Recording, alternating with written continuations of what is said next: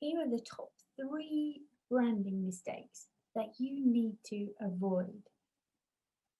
Branding mistake number 1, a lack of consistency. Essentially, people need to know who you are and what you do, what problem you solve for them. So they need to be able to recognize you wherever you are, which means that you need to have a really consistent message. And it means that you need to be looking and feeling the same everywhere they see you. So using the same colours, using the same fonts, using the same message, using the same sort of imagery, and visible wherever they see you, delivering that same message. And this is going to be visible in your logo. That needs to be everywhere. Your customer service needs to be excellent everywhere. Your messaging, your typography, your company taglines, all of those things need to be consistent across all platforms. So whether they're seeing you on social, on your website, in real life, everywhere. Consistency, I say this all the time, is absolutely key to a brand's success. Branding mistake number 2, you need to aim and fire, not the other way around. You need to know from that very first inception of your brand what it is that you do and who it is that you're doing it for, because brands often make the mistake of not knowing who their audience is, and it becomes a real scattergun approach as they fire off all sorts of messages, and all this does is make people really confused. It's like, well, what the hell do you do? Who are you talking to? Who do you do it for?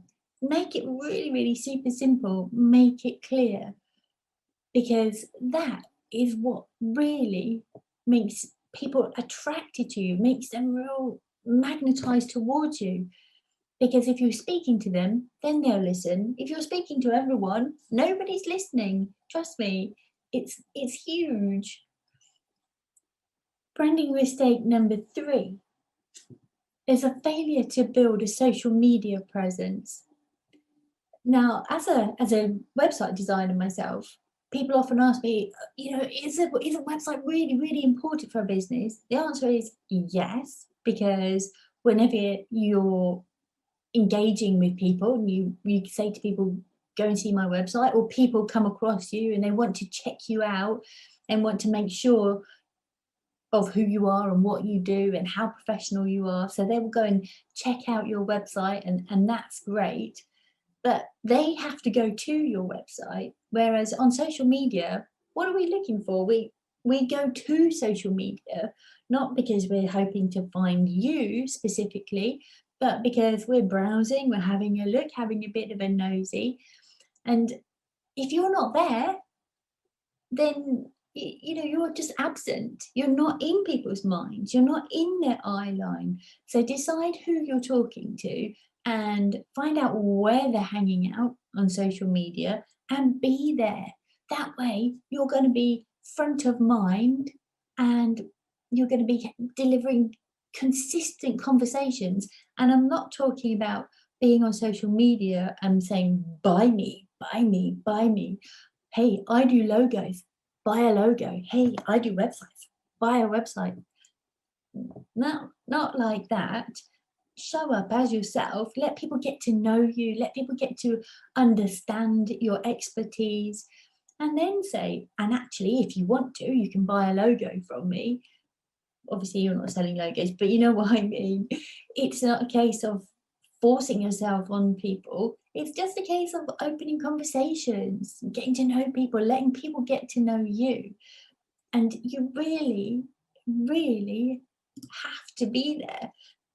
It's just common sense, really. If you want people to know you exist, you have to be in their eye line.